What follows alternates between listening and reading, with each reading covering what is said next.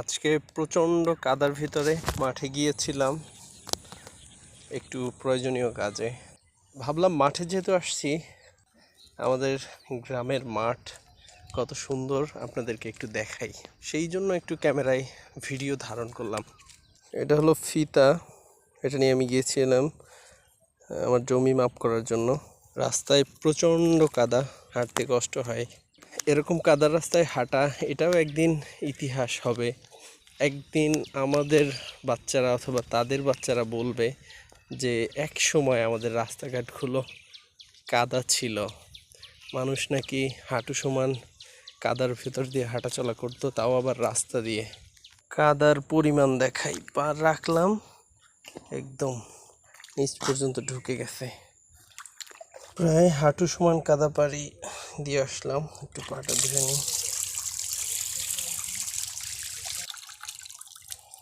মসজিদের সামনে দিয়ে যাচ্ছিলাম, ভাবলাম আমাদের মসজিদটা আপনাদেরকে দেখাই। অনেক সুন্দর আমাদের মসজিদটা। এই মসজিদে আমি ছোটোবেলা থেকে নামাজ পড়ি। গ্রাম আমার অসাধারণ ভালো লাগে। আপনাদেরও কাদের এরকম সুন্দর একটা গ্রাম আছে আমাদেরকে জানাতে পারেন। ঠিক আছে, ভালো থাকেন, আল্লাহ হাফেজ।